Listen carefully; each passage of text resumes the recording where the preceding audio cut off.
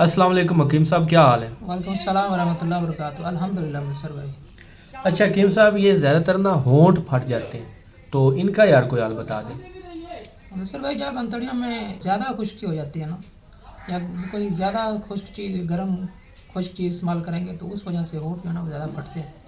तो इसके लिए आसान हल यही है कि सरसों का तेल हो जाए, बादाम रोगन हो जाए, वो नाफ के अंदर ना रात को सोते वक्त 2-3 कतरे डाल लें। इंशाल्लाह 1-2 दिन के अंदर ही आराम हो जाएगा मुकम्मल। और गर्म और खुश्क चीज़ें जो ज़्यादा इस्तेमाल ना की जाएँ, तर गर्म चीज़ें इस्तेमाल की जा सकती हैं, वो बेहतर रहेंगी। अच्छा, कोई चीज़ होंठों पर लगाने के लिए भी बता दें। होंठों पे लगाने के लिए आप बादाम रोगन भी लगा सकते हैं होंठों पे, सरसों का तेल भी लगा सकते हैं, कद्दू का रोगन भी लगा सकते हैं। अच्छा, ये सरसों का तेल अगर मुंह में चला जाए या पेट में, तो कोई मसला तो नहीं होता? कोई मसला नहीं, ये तो नेचुरल चीज़ है ना। ये ये कड़वा होता है वैसे?